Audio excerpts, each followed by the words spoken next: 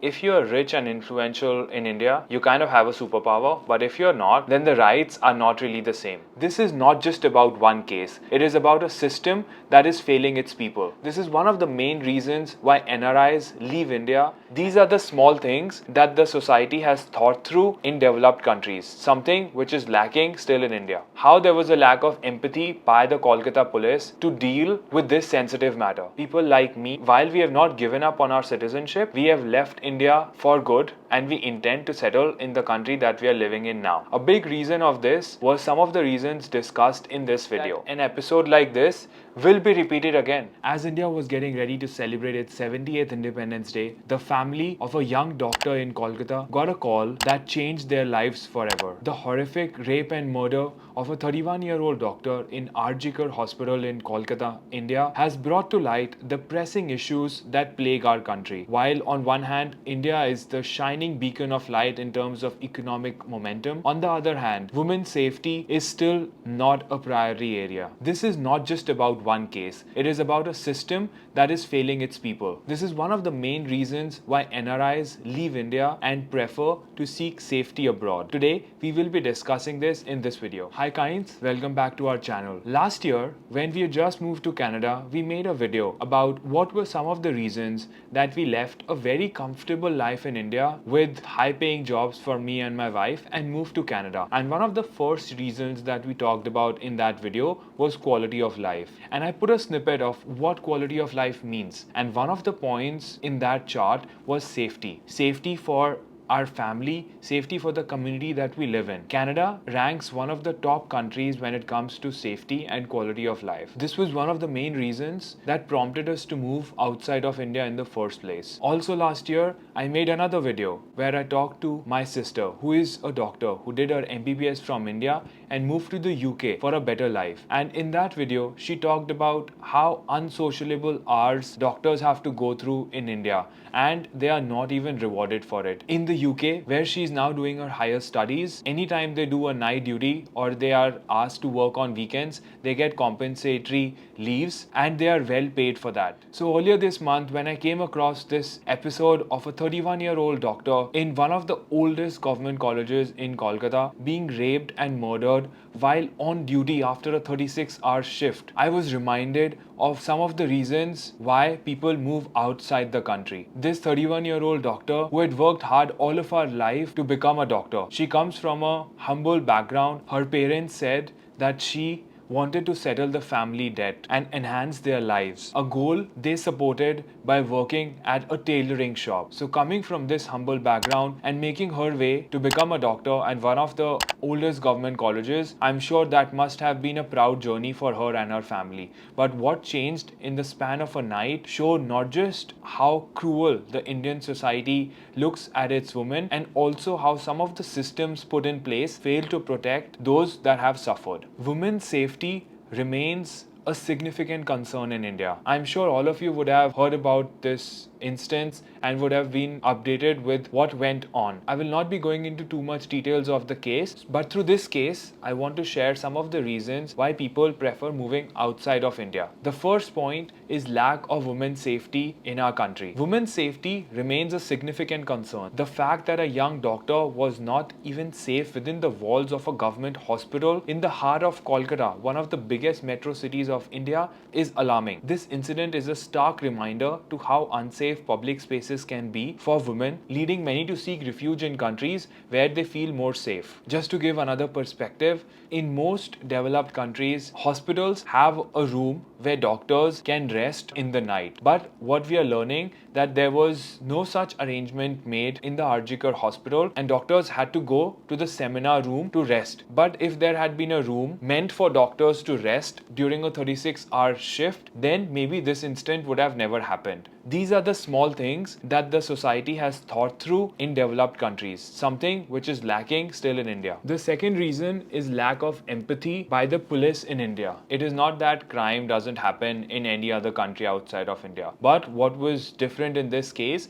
was how there was a lack of empathy by the Kolkata police to deal with this sensitive matter. The family of the doctor had to wait for 3 hours before they could even see the body. Imagine what they would be going through. And after that, instead of solving the case, the Kolkata Police Authority is busy sending Twitter notices to people who are putting news on Twitter. Also, there have been several other instances which even the Kolkata High Court brought to the notice of Kolkata Police that there was a clear lack of effort from their side. On August 14th, when the doctors were protesting peacefully, there was a mob of 7,000 that came and vandalized the hospital, tried to break the spirit of doctors that were protesting. Now, I can't imagine that the intelligence wing of the Kolkata police or the Kolkata police themselves had no idea that a mob this big was going to come and ransack and vandalize the hospital. It seems so bizarre that suddenly trucks would enter the hospital and damage everything,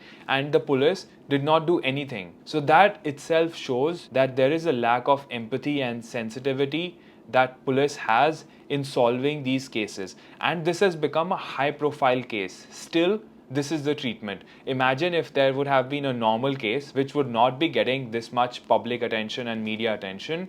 We don't even know how those cases are handled by the police. So lack of empathy by the police is another reason why people prefer moving outside India. Another reason is no fear of the law. The brazen nature of the crime committed by the accused Sanjay Roy indicates a disturbing lack of the fear of law. How can someone commit a heinous crime like this in a hospital without fearing the consequences? Did you know that in India, only 27 to 28% of the rape cases there is ever a conviction? In about 73% cases, there is no conviction and nobody is found guilty. This statistics is also known by the criminals because they know that whatever they do, there is a high likelihood that there would be no charges against them and they would be walking scot-free. Giving out strict and swift punishments is a deterrent put in the society so that criminals don't commit the crimes. But because there is no strictness and no swiftness in the justice, then criminals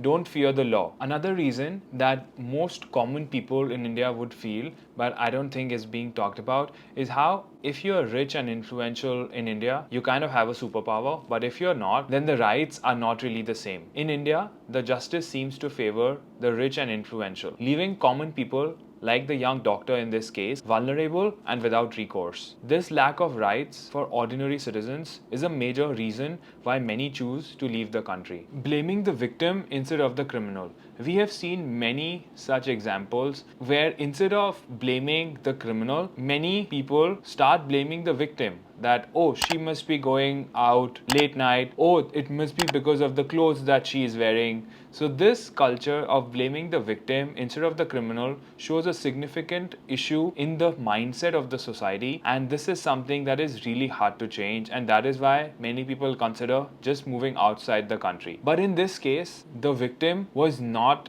outside the road. She was not going out late night. She was in the hospital in her place of work, doing her duty, and after 36 hours, she was tired and was resting. But even then, the principal of the college said that why did she go to the seminar room late at night? There must be something wrong with this. So this culture of blaming the victim is not going away. This is one of the reasons why people consider moving out. Another reason is the slow and corrupt law and judicial system. I don't even want to put up stats of how many cases are pending in India. How many cases where victims get tired of running from pillar to post, waiting for justice to be given to them. Even in the case of Nirbhaya rape case, the justice took almost 4 years, even though there were clear-cut evidence available right away. This long wait discourages the faith that people have in the system, and many then want to seek stability and efficiency elsewhere. And another reason which is linked to this is the lack of accountability for authorities. Whether it's the police, government officials, or hospital administration. There is a tendency to deflect blame on each other and avoid responsibility. This lack of accountability means that the systemic issues that are plaguing the system from underneath never come to light, which means that an episode like this will be repeated again, because what is wrong in the society is never addressed. What is wrong with the administration and the police is never being addressed. Public has a very short memory. After a point in time, this case would be forgotten and these issues would come back up sometime in the future when a similar case like this happened. This lack of accountability means that the authorities often face little to no consequence, which perpetuates a cycle of negligence and incompetence. This drives NRIs and people who can afford living outside the country to seek environments where accountability is enforced and failures are met with consequences. In 2023, 216,000 people denounced their Indian citizenship to take citizenship in other countries. Many more than this left India to work outside. People like me, while we have not given up on our citizenship, we have left India for good and we intend to settle in the country that we are living in now. A big reason of this was some of the reasons discussed in this video. While occasionally we miss India and the food and the culture, but whenever an instance like this happens, we are left wondering that maybe we took the right decision of moving outside the country. I'm sure many people in India would be fed up with the system and how this case is being handled, and they would be wondering like us, should we move outside the country? And many people who have already moved out would be wondering that maybe they took the right decision. Through this video, I hope the authorities will realize that they must do more to protect Indian daughters and women from our own society. We need to do more to hold the authorities responsible and accountable for their actions. We need to do more to ensure justice is given swiftly and strictly. We need to do more to not blame the victim and blame the criminal instead. We need to do much more. India. As a brother myself, I was in tears when I was hearing about the gruesome things done with this doctor. And I can't even imagine what that family would be going through. But the sad part is, we all know that this is not the last time this will happen in the country. But sadly, there isn't much that we can do about it. I hope through this video, you were able to get some perspective on why NRIs prefer to leave India. If you have any other points to add, please mention it in the comment section. If you haven't subscribed to the channel, please hit that subscribe button and share this video with your friends and family so that we can all do our bit to get justice for the doctor that lost her life in Kolkata. We will see you in the next video. Take care and goodbye.